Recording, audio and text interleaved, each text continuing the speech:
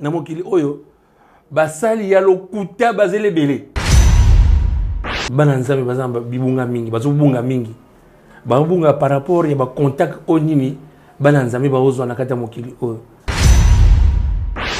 Bible ezali moko yango nde mokanda yesantu naliki par rapport ya pasi oyo ezwanga naliki bisika ebele yo moko expérimentaire ngai moko na expérimentaire ko c'est que soki yo mutalobi nanga to nini te na expérimentaire ngai moko sona yebiso na kena be église ndenge na ndenge ezaki papa le ndele aye papa Lewis yaka na bana okende na kena na église moko na lalanga na semi kolonioso or Bible lobi ke to utaka na mabele to kozonga na nani na mabele je n'avais pas peur de la mort mais ce qui est vrai que il fallait que Satan ayoka soni par rapport au banga basala ngai OK ogotu na ngai ke no oyibi Satan ngo na yebi na ngai yete na yebi na ngai muta sala nga mabete mais toutefois biboke ya ba souffrance wana na viva yango na ignorance na 2017 ou 2018 na 2016 na zoki problème na mosala soki na côté da bureau tana ro baboye batu bako découvrir rango lelo parce que la bon jamais soki na côté na bureau il y avait toujours un problème je n'arrivais même pas à travailler mais si on a bibili banda ya bureau on ezaki bien mais il y avait des situations et puis suka à l'occasion de rien balongolinga musala la kena souffrir donc na libala ekufi donc ozo sentir que et lo mo ekoti pa ya nani ya mwasi ndaku même ngala mwasi na mwasi de to sali musala 2017 2018 na balo sentir makolo ezovimba makolo ngo minene mai na mai et puis pendant ce temps mutu mwa Yesu abi oh non église na biso ça va kuna kobika ngai pe ngana gugu na ki tana te kuna boye bakati nga banzoro watinga ba poudre basika watinga poudre wana mai ko miblake sika wana nakanga pa bandage na makolo ba bandage nzuto yopola osala bolamu eza malamu mwana mwasa aminga na misunga c'est une jeune formation médicale mais un système où il y a assurance maladie jour à liboso na comme hôpital wana papa Alain na koti médecin yaki abi non on ne te soigne pas on te donne pas de médicaments zwana no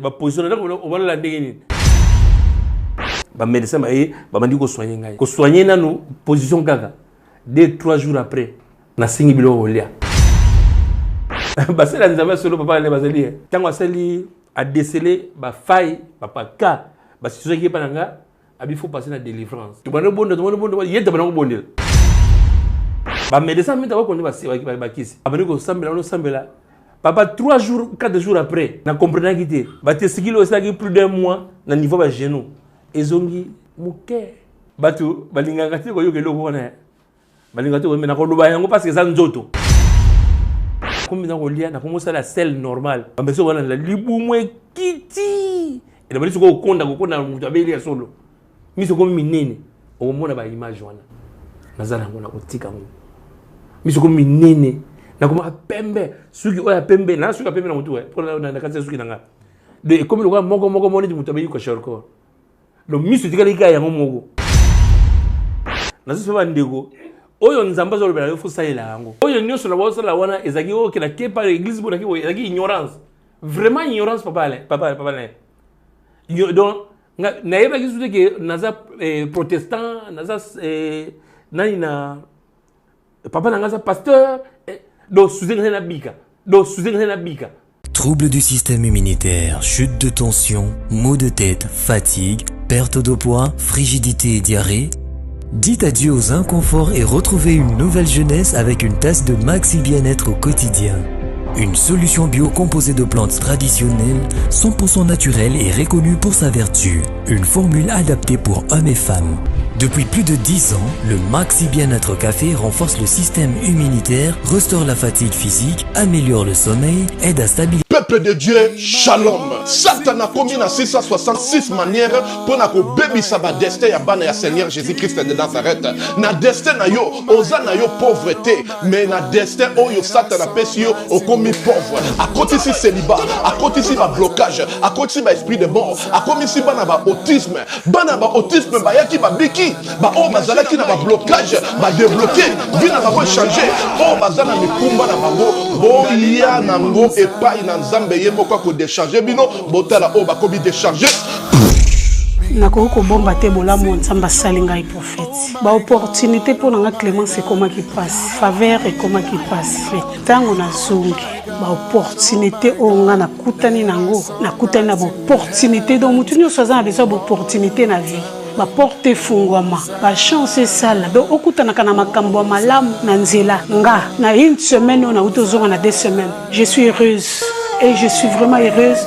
Nzamba pesinga ba faveur wana opportunité fungwami do ba difficulté ona zaki ya ko kanganga ya makazi modèle nzamba débloquer ngo na iba kiteke koza na bo pété boy vraiment délivrance des abona très nécessaire. Je suis une femme on a salara business o ke na linga makamu na ngeke bien mbongo pe mononaka et puis na za na faveur et pas ya batu tout ça na za na ba porter fungamaka en tout cas na sentir ngo makola mwana oyo zonga normal zonga abana kotambola bima libéré na une sous parce que na pesa nzambe merci na makambo asalelinga no pesa pe nzambe merci parce que nzambe atangwisi mwana bana nyoso o tu babotama na bango nyoso tu déjà batambola mwana nga azotambola te atakutu ko telema bolubeke mwana nga akozala koka donc après kaka mukolo na tango to yakani lobi no mwana nga ba mwa tamboli mba moko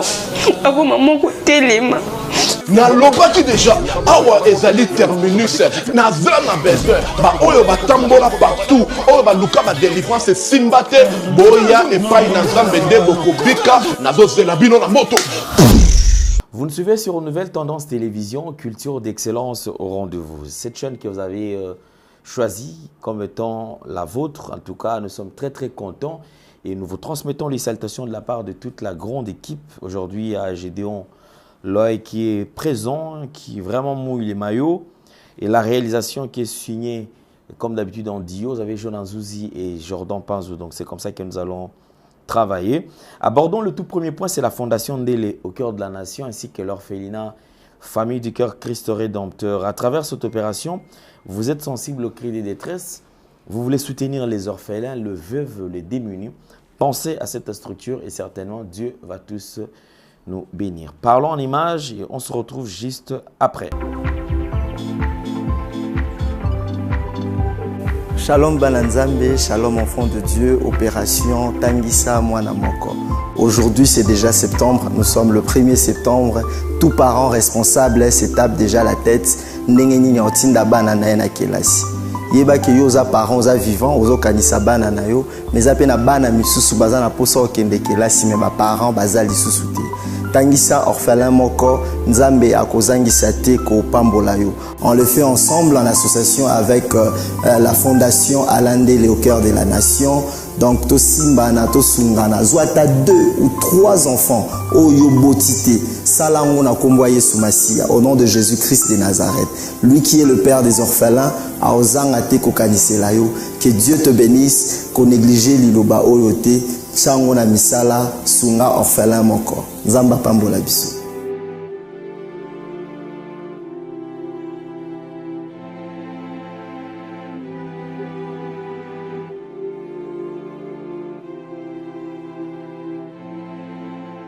De retour sur ce plateau, je crois que nous sommes vraiment flattés et nous allons passer un très beau moment avec vous. Sinon, nous allons vous proposer cette opportunité avec Toronto City qui nous ouvre toutes ses portes. Alors, parlons plus en détail et on se retrouve juste après. Vous êtes et voulez-vous investir à Kinshasa? Voulez-vous réjouir de vos business? L'opportunité à ne pas rater. Toronto City VIP à Maluku, un des meilleurs endroits pour résider ou implanter votre business. À quelques minutes du fleuve Congo, le fleuve de nos ancêtres, juste en face de la zone économique spéciale qui est le quartier commercial et industriel de Maluku. Waouh! Non loin du centre de ville Maluku, un quartier en pleine expansion, à quelques mètres du Macadam. Toronto City vous propose un terrain de 20 mètres sur 20 avec des bornes cadastrales. Sur un site accessible, urbanisé, avec espace de jeu, espace vert, magasin, centre médical, marché, etc. Nous disposons de terrains de 20 mètres carrés à un prix abordable. Donc, je voulais juste faire l'appel à nos frères de la diaspora, de partout où vous êtes, en Afrique, en Amérique, à l'Océanie, à l'Europe, en Asie, pour venir acheter les terrains, les parcelles de 20 mètres carrés que nous sommes juste en train de morceler. Vous allez bien voir qu'il y a des bornes, il y a même les travaux qui sont juste en train d'effectuer. Donc le terrain est bel et bien assuré. Il y a l'eau non loin de nous, vous allez voir, derrière moi c'est la régie des eaux. De l'autre côté c'est le société Vodacom. De Vodacom. Et devant moi c'est juste World Vision. Là où Vision Mondiale sont juste en train aussi à un projet de construire les maisons pour ces travailleurs. Donc voilà, nous sommes ici à Maluku. C'est déjà un endroit habitable. Les quartiers, comme vous allez voir de l'autre côté, c'est déjà habitable. Il y a déjà les gens et c'est non loin parmi les autres cités que vous connaissez déjà. Donc je suis très fier de vous présenter ces produits qui n'est rien d'autre que, oui, nous achetons les voitures, nous achetons tout ce que nous pouvons avoir. Mais avoir une parcelle, c'est vraiment une très bonne chose. Pour tout contact, contactez Willy Mafuta au +1 90 57 30 15 40. Toronto City, waouh, les 4 qui nous réservent l'avenir de demain. Vive le Congo, vive Kinshasa. Merci beaucoup, puisque vous êtes nombreux à nous suivre. Alors je crois que nous allons passer à un message. Alors c'est un message qui est important.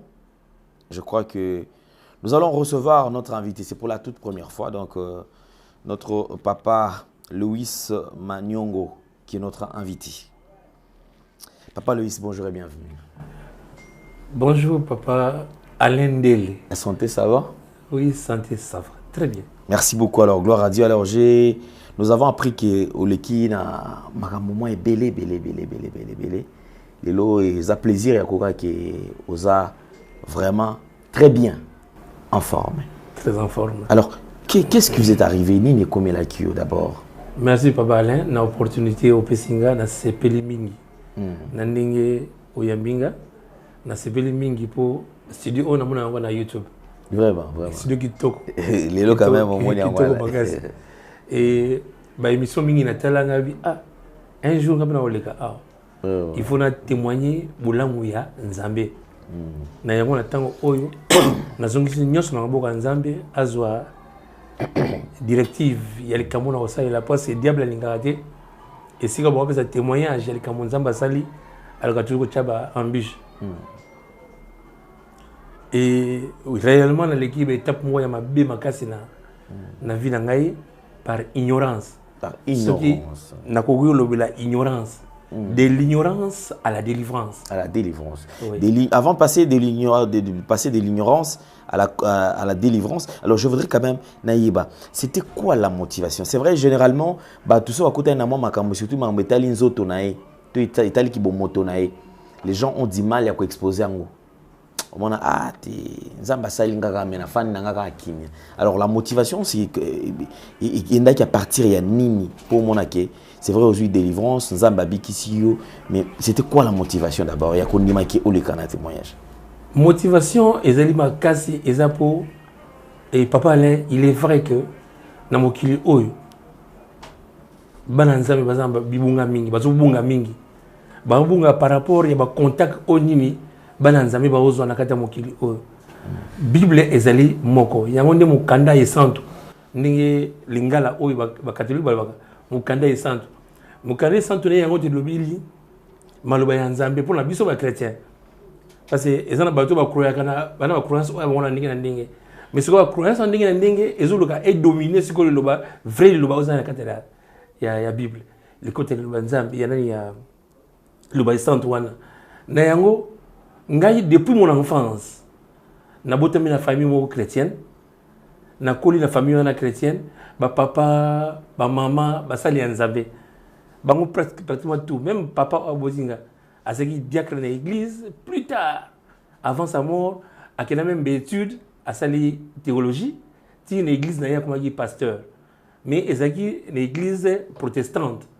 L'église protestante, ezali église ya moli moté biso nyonso, tozaki ba fervent ya liloba. Mais liloba ngo to na yoka, ezalaki te ekoteli biso lokwa ya lelo. Parce que tu as découvert que bitumba papa. Et par rapport à bitumba, nous avons remarqué que batumi va vivre bitumba mais va déterminer aux années. Voilà papa les motivations pour la kabola expérience, pas expérience mais témoignage joana. Bana Nzambe ba ba yangope. Oya go ndima.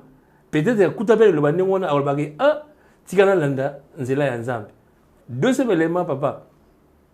Namokili oyo basali ya lokuta bazele belé naliki par rapport ya pasi o ezwanga naliki bisika ebelé donc yo moko expérimenter ngai moko expérimenter ko c'est que so ki o mutalo bilanga to ni te na expérimenter ngai moko na expérimenter parce que naziki na bana ba mike ngana na kufa na bangi liwati na Nzambe Seigneur je n'ai pas peur de la mort parce que nous tous nous finirons un jour par nous retrouver dans les 1,50 m, 6 et 1,50 m. Et nous serons tous sous la terre. On va nous couvrir par cette terre-là. Or, la Bible dit que je n'avais pas peur de la mort. Mais ce qui est vrai que il fallait que Satan aille soni par rapport au banga basalangai. OK. Ogotu nangai que no oyibi Satan ngo na yebi nangai yete. Na yebi nanga mutasala nga mabete. Mais toutefois, biboke yaba souffrance wana na viva yango. D'accord, papa Lewis, alors nous allons parler de l'ignorance à la délivrance. Oui, papa. Ça c'est ce qui fait quand même votre parcours, si vous avez connu au Lekina Onyo surtout. Alors parlons nini komela kio avant pour etindayo okikoluka délivrance. Na ignorance na 2017 ou 2018. En 2016, nous avons un problème dans mon sala. Problème dans mon sala, nous avons un sala qui assis. Mon sala est assis. Ce qui est à côté du bureau, tant qu'on voyez, on découvrir le lieu parce que nous jamais. Ce qui est à côté du bureau, il y avait toujours un problème. Je n'arrivais même pas à travailler. Mais si on a bibi les bandes à bureau, on est bien. Na kimia nyonso. Mais il y avait des situations et puis souka à l'occasion de rien. Na sali le côté. Ah ayibi mbongo. Balongolinga musala. Balongolinga musala la kena souffrir. Tango balongolinga musala. Na kei na kolobesika ba sala te. Papa ale ceux qui na plateau te na ko lakiso awa na sana former net ya trou. Trou wana ezoki pratiquement mulaya musapi oyo. Wana ni masu to nini. En tout cas, tant que vous avez dit, mais tant que vous avez soigné, parce que vous avez soigné, vous avez soigné, vous avez antibiotiques. Antibiotiques, tant que vous avez la publicité à produit. Vous avez antibiotiques. Il y a plus de 20 ans et ça est le côté.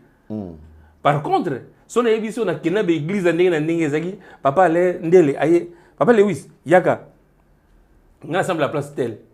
C'est toutes les propositions comme on dit. Ok, d'accord.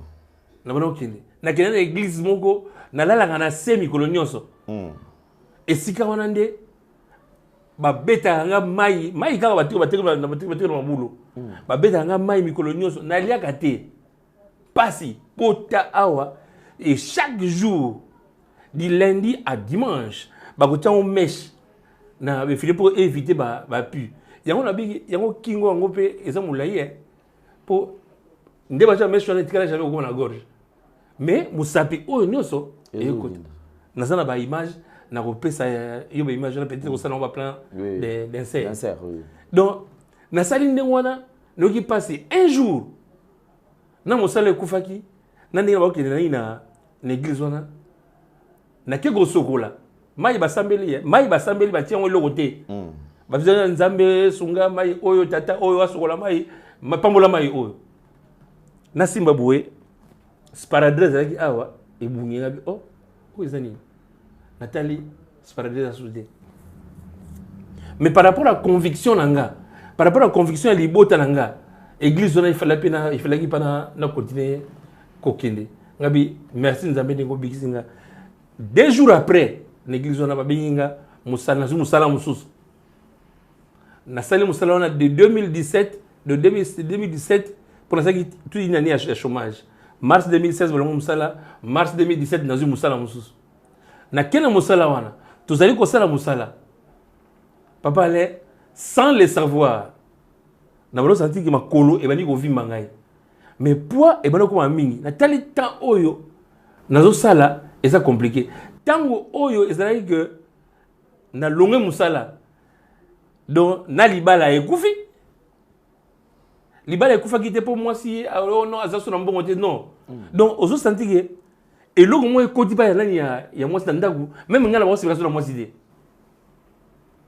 mais na le ka bana na ngai bana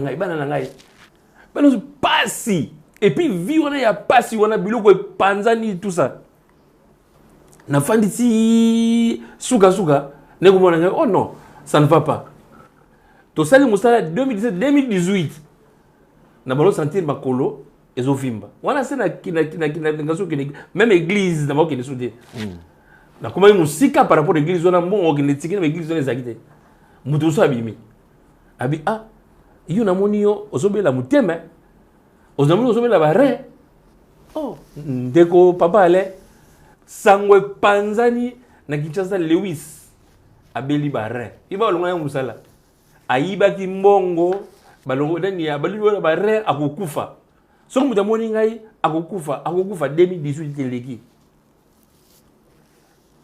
David soko linga na tanga kombo ya papa wana ko tanga kombo nae pasa sunga ngai oui ministre wana aza siko honorable Abil Lewis ngai na ko sunga yo na ko sunga comme ça na ko sunga na ko soutenir yo ezaka excellence à l'époque excellence honorable Mbikai Steve Mbikai mabulu non papa wana afana naye azana mutero moko batu bakoloba oyo bakoloba ngai na koloba boyebana kana déjà toi na sala na cabinet naye ba cabinet ne somi satu yaye yeta zo nganga na sala bana ye na zaki responsable ya service informatique en même temps chargé d'études les ko conseiller nyoso tangaki technologie et bana pa ngai ngala o traiter ba document et puis nazaki mutamukete na musana maro ba nazaki principal ni ba tapoto ba koloba naki principal donc préfet il y a école minene il y a bani belé et puis na avancer de wana na zu o na zu comme problème na ki makolo no vimba jour papa mona yingai papa excellent Steve na bengi papa des fois abenga papa Lewis ba ndeko news na cabinet abenga papa Lewis jour a mona yingai ah o izanini non moi je vais t'assister abingisa mbongo ndena baka ba dollar belé a futelinga mbongo a futelinga do wuta na consultation ti to kene na ba traitement a futelinga mbongo na fandi mbongo kisi excellence abadi ba course ba voyage par rapport ya regroupement politique o yazalaki pour en dehors de ça nazali secrétaire national en charge à NTIC na parti travailliste tout ce qui est informatique tout ce qui est éthique donc ngamu natala yango avant nazaki secrétaire national en charge de l'éducation et puis nous avons cheminé avec ndengande tebani pour tout ngene tebani et akene na cabinet naé donc j'étais vraiment son informaticien personnel d'accord et nzoto ki papa bakumba ngai na hôpital hôpital so Kinshasa ndé na lobili ba sali ya nzambe ndé na hôpital mingi awa yebo bato bakumbi na hôpital wana ndé na kele na hôpital wana c'est parce que pasi elekaki na ndaku bisika na ko vanda premier point na fanda boye na zongi na ndaku na yekuta na kati on sac to taka ba veste so na lali na butu na soka neti mpupu na kata sac wana ngabi oh mpupu na ndaku esa hermétiquement fermé Nathalie na poche ya sac wana na moni ba mpuku moi mike na kimi. Nabi oh c'est quoi ça? Na fongoli sac Nathalie pa esika ni mpuku côté kuna na mona monité. Ba sous-vêtements ezalaki na kati ya sac wana. Mpuku ba koliaka ga ba 3 sous-vêtements kangama eguma boye. Bale ba sous-vêtements na juste esika anus. Boli misanga eza terme peza na kora mutu. Esika anus efandaka. Baleka bisika wana. Nesika sexe efandaka. Baleka bisika wana. Ngabi c'est quoi ça? Na beti de solo. Di na ko remarquer que ndazo ko supeta ko télé maté. Un bon jour na télé boye na sentir que ça ne va pas. Pour nous pisser, comme il y a un problème. Parce que ils ont cœur. Na kenda na hôpital mogo ya munene. Bah le bidi ozana na promoteur dès la réception sans être consulté. Ngabe na ndimi. Méthode de tâtonnement. Et comme quand la télévision on ngo dépanner tika na méthode na tâtonner ce que na ça ndengeni. Bah examen coûtant $1,800.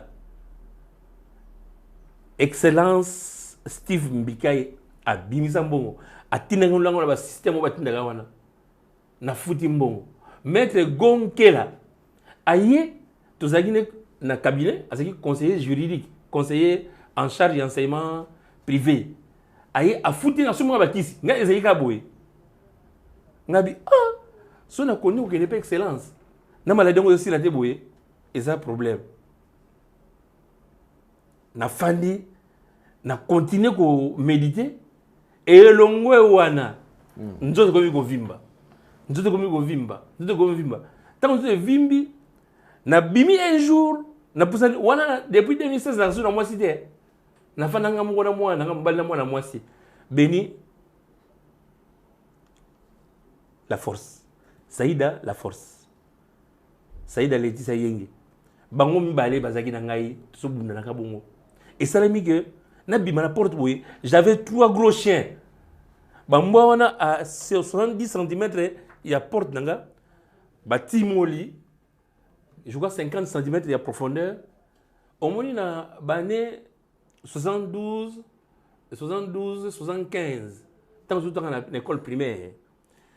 Minele il y a Beltexco je crois ba non ba stylo mo ba ko boka na ba quartier. Ba bik to ba ngo bik ya stylo ya de makuta. Obiso ba benga biki ya de makuta or biki za marque stylo ya de makuta ba stylo ne bimakuna ya sika ya rouge 5 et puis ba mwa ba fandi pemeni qu'est-ce qui ne va pas moi nanga bi papa mais nous devons aller à l'hôpital ngabi petit je n'ai plus l'argent tout est fini je n'ai plus l'argent et sika la kende wana ba na perdre plus de $1,800 na zui traitement malongate médecin et si ka komelanga kisi il y a maladie au soit disant mona qui ya ba rein na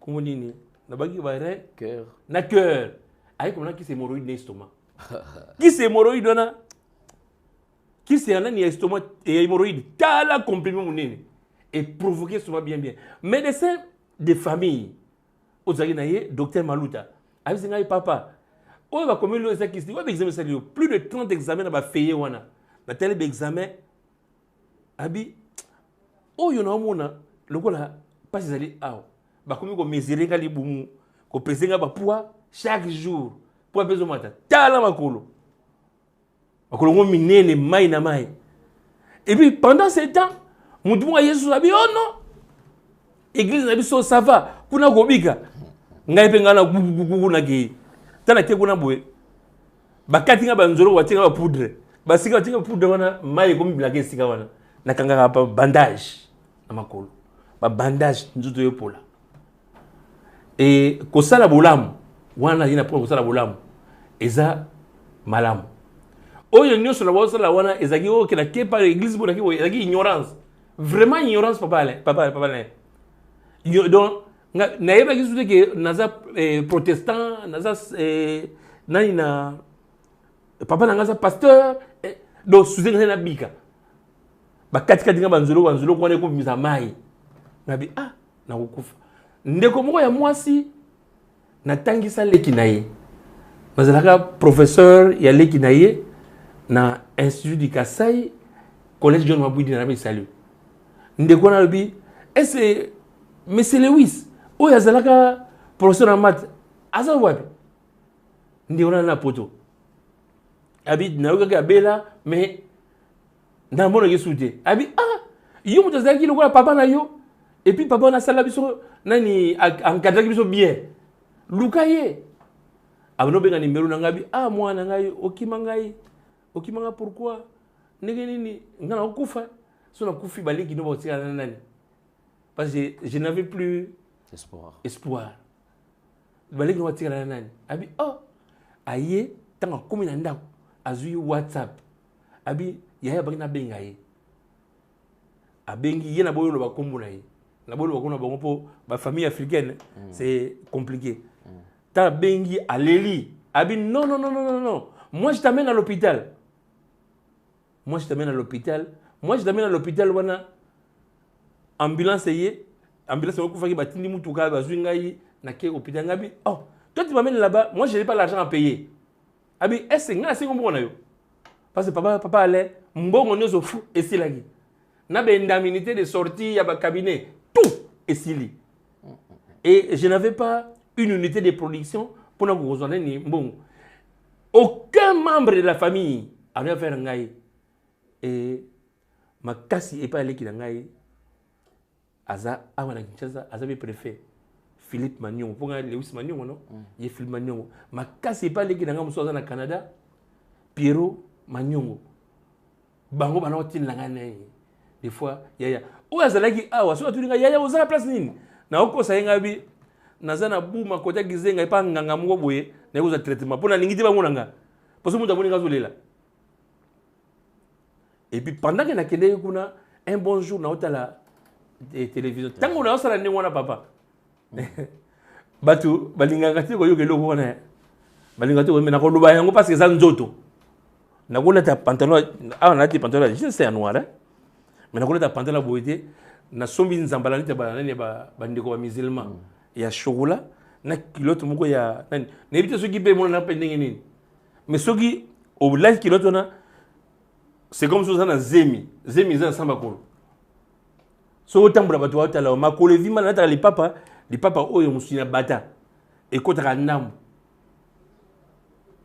pendant que nazaki sande wata na okene na hôpital munene wana ba changer ba hôpital les 3 hôpitaux na kendaki na ba coréen simate mwana mwasa aminga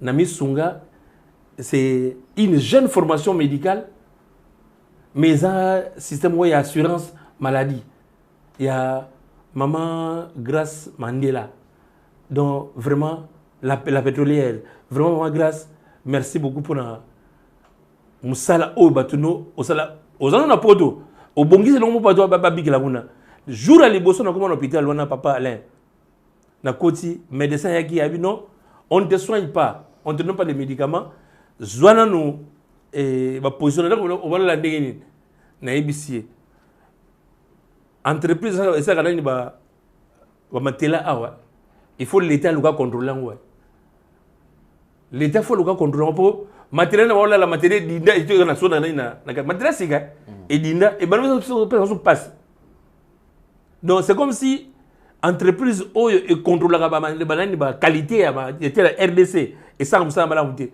matériel dinda e botu maladi mususu mais tant on a qu'un centre médical wana na misunga ba matériel na bango uta poto ba mbeto na ya machine kenda e uta poto do matériel on dit au sentir que non au bandi ko la kitoko ba médecin ba bandi ko soigner ngai ko soigner na no position kaka 2-3 jours après na singi bilo olia or na ko to sala 3 mois na liaka te 3 mois na sala ka selte o ko tuna ngai libungo ndenge nini na ngona ka selte do sel na neza ba gutilete ba yiri ndo bima ba ba tanga sonde ngabi jamais na ko lata sonde na te na ko lata jamais sonde et un bon jour na otala nani et ba YouTube na otala ba papa Alain neko mona prophète Moboy il y a Ozana Moïse Makoma oui Moïse Makoma ngabi ngamba koma oyo est-ce que oyo musique te na balo luka na moni mwasi moni ti mwasi mona monaka ayaka na Kinshasa aw ngabi oh tant maman na yaki ngabi maman est-ce que boyeba na prophète Moïse makoma aseki abi olingi nini ngabi te na inga numéro na ye pour na benga ye tant na bengi et il t'a na benga ye yem ta benga ye 3 ou 4 jours après allô papa Lewis présent ngo munene papa Lewis bonjour bah c'est la nzamba solo papa le bazali papa Lewis bonjour oui bonjour papa oh wana s'il vous plaît ngai papa Moïse makoma opesa numéro pour na benga yo ngabi ah papa mbala moko abandi ko sakola sur nga ake même na ba source na bandi kolela parce que tout ce qu'il me disait na téléphone ezaki réel alors que mutatika la komona yote mutatika la komona ngate abona ngate ayebi ngate tukutana nete maman na tukutana na ayebi ngaite ayebi malade mo meki na centre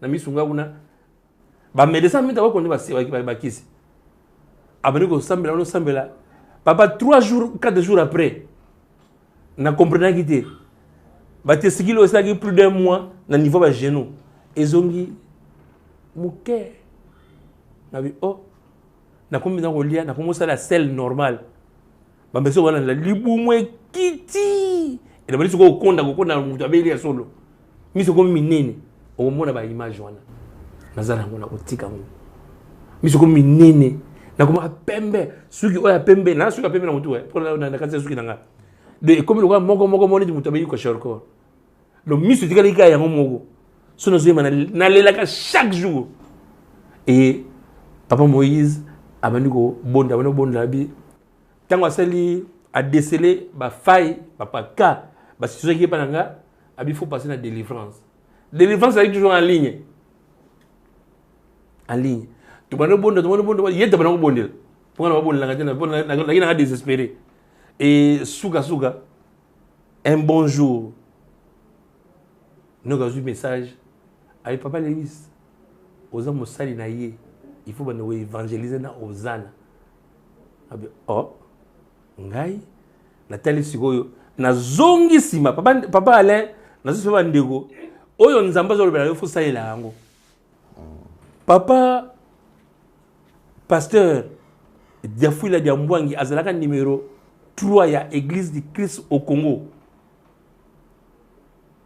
l'équipe propre papa nanga alinga ko sanga tango na école sangomala muna sala évangélisation na bininga bi oh papa boniko bino botam ba pasteur ngabe na pasteur ngai jamais ne oka kuna message bimi tant papa Moïse a silisiko ko sambela abi nazaki e panda yaka na Kinshasa abi na ngai papa Lewis bon me fallait olia oh papa o pesi nga message ni yeku tazo baneti abi oh des fois dans le sambela na bagide na commander sikoyo ko évangéliser kuna bien sûr awa na Kinshasa église en ligne azana plus de 210 bandits et la fois passée dans la terre sur les témoignages qu'il faut faire pour l'intérêt de Dieu intérêt à biso bana ya nzambe ça a édifié beaucoup de gens pour na koluka kulanda nzambe kuluka olanda nzambe ngai na bitumba nyonso o na pesi ezali moi séquence pour na kobattre la paix temps pour mutu muso alandaka alingate taille que les belé ya nani ya ya mateya il faut ko calibrer et temps et papa Moïse du jour au jour assemble pour na yango mais batu mingi baza na Kinshasa batu mingi baza na mokili surtout en Afrique basali ya lokuta bazé belé. OK. Pour kuta mosali ya solo. Zana bonzambe pour découvrir na sukiwa. Merci beaucoup papa Lewis. Alors déjà un message vraiment qui nous a béni. Je crois que nous allons revenir très prochainement sur la deuxième partie parce qu'on va quand même étaler aussi bafou pour permettre na ba comme so baza pe ba victime ba quand même na kozwa par na bango baza la paix sauver parce que l'église est belée ça va tout ba erreur grave. Je pense que papa Loïs Marambaloubia en a témoigné. Lorsque moi j'étais empoisonné, j'ai démontré, j'ai exposé même hôpital, hôpitaux éminents. J'étais là, balianga bambongo et belé. Examen moko, $1200. Pour basi banga, caution, $5000. Et j'ai donné la caution. Ba traiter nga kututé, ba zo boya peke aux na garde malade. Kuna garde malade à la ville hôpital wana ya munene na fandi kuna na kati ya hôpital wana, mais j'étais en train, j'ai mouru. Ba tianga na respirateur na fandi boy respirateur ezo sunganga susté et comme sa chaleur ya moto moi pena loba ezate nazoka médecin nga so na likangu na ola simbanga oui chérie ça va ah na ono kaka t'inquiète tout ça nga nazokufa bango ba beta masolo. Donc je pense que en tout cas même ba université oyo science exacte, médecine, il faut faire très attention. Médecine les alliés pena faculté mo sengeli balandela ngona boke binyo surtout. Médecin ba ko bima Nicolo, jeune médecin ba obima. Ba osala bavure trop, ba ko boma batu. Les tests sengeli pena alande la côté wana. Ils n'ont pas eu le temps de bien étudier. Ils n'ont pas eu le temps d'assister à la pratique. Le coup la corruption est simba partout. Bah ko corrompre. Souka au docteur. Ok na centre bala. Voilà. Ok quand na centre boy ko koma maman elo alboso photo bisembo to mami kenan mai. Mai ba ko tala so ki secret ndenge nini rien. Lobi mutakenda ki notamla zaki malamu ote akufi. Akufi nene ote supervision kanda akufi. Vous imaginez. Je crois qu'on va revenir sur ça très prochainement. Papa Loïs Zamba Pambolayo azongisa lesusu nzoto nyonso to ezala malamu sukoleka pour que au servir na force pour na bandeko oyo bako douter que Nzambe azali. Papa Nzambe azali ne na utoloba na contact numéro eza affiché ezala numéro Papa Moïse. Papa Moïse asala ne ba délivrance ba détection na ngabe on appelle détection mot détection c'est pas un technicien mais ce qui a découvert qu'il y a un problème il va vous le dire et puis à rebondir la pona na yo et ayaka mimi na Kinshasa awa il fallait qu'il y ait la église awa afon la église na Ozana ministère de la délivrance afon la na Paris na Londres mais ce qui nous a pas passé consigne à ko saelango na osenga na bandeko oyo ba olanda témoignage oyo bayeba ndenge nini oyo ba ko lukela Nzambe. Attention na ba faux prophète. Attention na message de lukuta. Papa ndoki, maman ndoki, suka pas OK. Or ndoki mozo zaka pemeni na yo. Et Bible le dit, le diable rôde tout autour de nous. Le diable rôde dans la main ambassade. Le diable rôde tout autour de nous et ils détruisent les enfants de Dieu. Amen. Merci beaucoup. Alors, c'en est fini pour aujourd'hui. On se retrouve très prochainement. Portez-vous bien. Bye bye. Au revoir.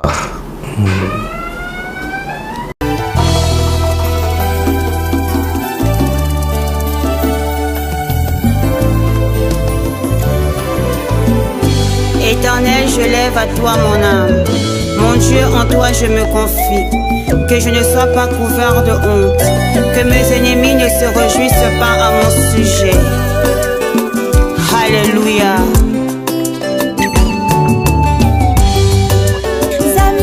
Brahma Isaac na Yakobo olongisaki Daniel na libula bakosi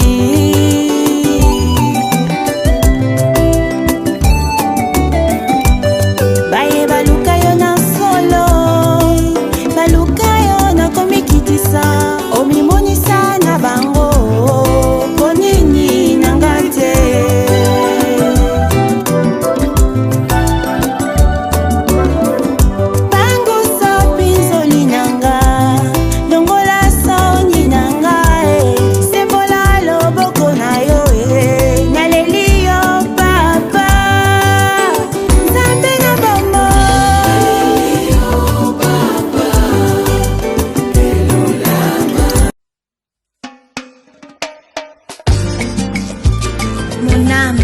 Bénis le Seigneur, car sa miséricorde dure à jamais.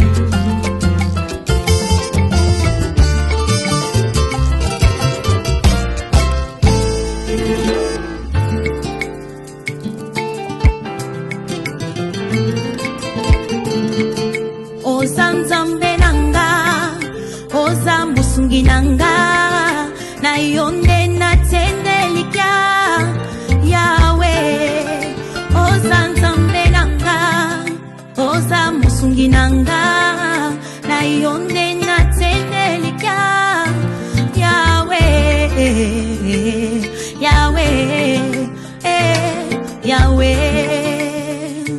oh yonde yonde nyoso yanga